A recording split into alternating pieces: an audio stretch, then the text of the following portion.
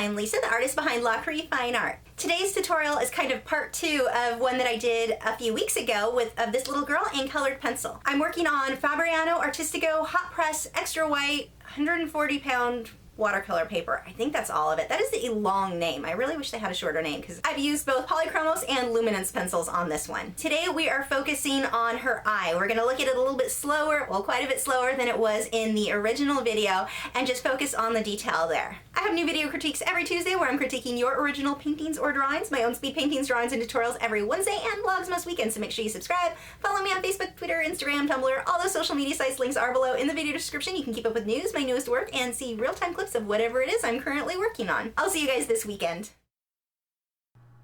I'm starting off with several tones of gray to get the white of the eye. Notice I'm not using white here. You really use very, very little white when doing eyes. I'm also adding different grays for the iris.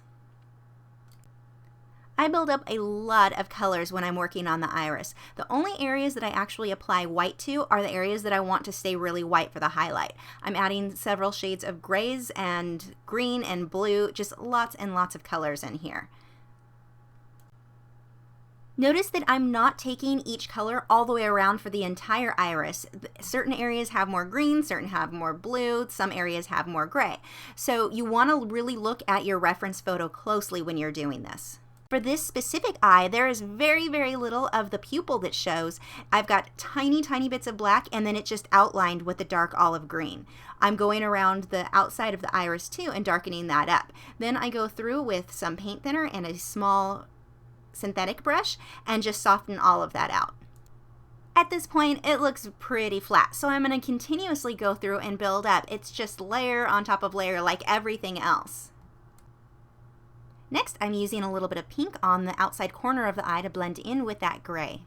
I'm now pulling a darker blue for around the iris. This is probably the 10th color that I've used. I'm layering so many colors in here. Now I blend that whole area out with paint thinner and then continue working.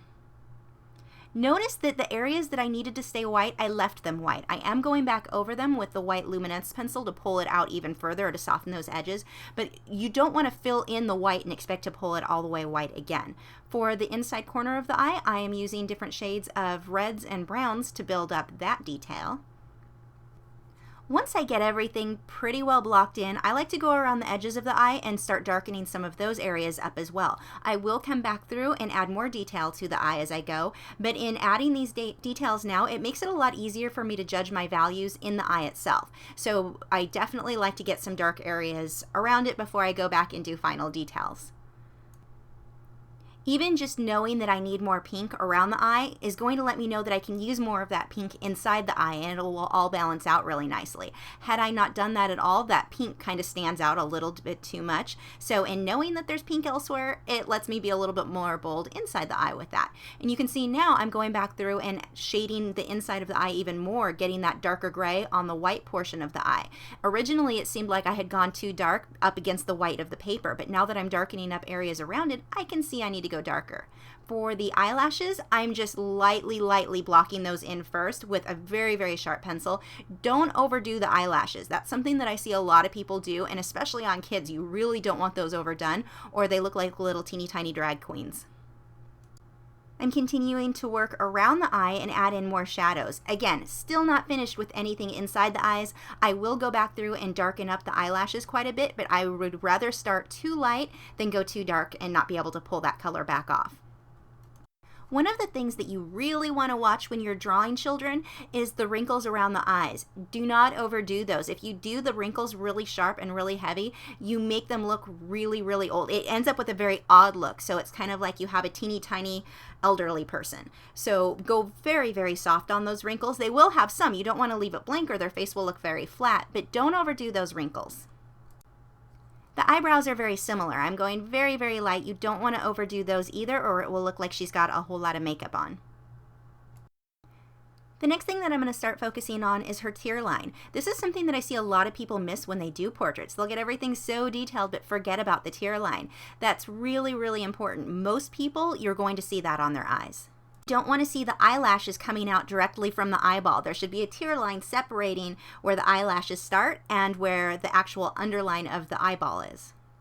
I'm going back through and adding a whole lot more of the dark colors in around the eye and defining the tear line even better now. As I start working up the darks, I can come back through on the eyelashes and darken those up more too. Now, when I use the darker gray pencils to darken up the eyelashes, I'm mostly keeping the darks in closer to the eye itself. As they fade out, I'm using a lighter gray or some of my lighter brown pencils. I'm not using one solid color all the way through. You'll see me use the white pencil on part of the white of the eye. Really, I'm just burnishing over the grays that are already there. I don't want that to stay white. I'm just kind of blending everything out so that it's nice and soft. But I do have to go back through with grays and blues and all of those to darken that up quite a bit. The other thing to notice is that the white of the eye isn't solid all the way through. It's darker on the outside corner and it gets lighter in towards the iris.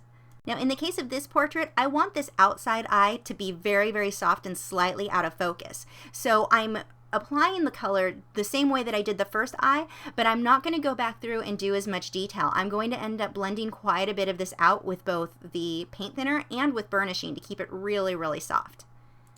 This isn't something that needs to be done on every portrait. It's just for this photograph what I needed here. While I am layering several colors, I'm not layering as much as I did on the first eye because I don't need as much detail there. And just like on the other eye, I left the area where I want the shine of the white. I left that part of the paper blank. I did not fill that in with color first because you will not get that white again if you do go too dark. Now that both eyes are pretty well blocked in, I'm going to come back through and add similar colors on both. So in this case, I'm using that reddish brown tone on both eyes just so that they match up nicely. Just darkening up, defining things a little bit more, but not going too crazy on the outside eye. I've done the eyelashes the same way as on the other eye, keeping my darkest colors in towards the inside of the eye, and as they fade out, I switch to a lighter brown pencil. After adding that last bit of detail in, I go back through with the paint thinner and blend all of that out. And then when I'm blending with the paint thinner on that outside eye, I'm smudging it more so the colors smudge into each other just to keep it a little bit softer. I'm then using the white pencil to burnish a little bit more, again softening everything out. And that's pretty much it. Notice when I go back through with the eyelashes, again, they're not all one solid color. Unless you're doing a woman who's wearing mascara, you really want more depth in there by using several colors where they're darker towards the inside of the eye. And that's it for today's tutorial. If you guys missed the original video of the full portrait here, I will have that linked at the very end of this video. Thanks for watching. I'll see you guys next time.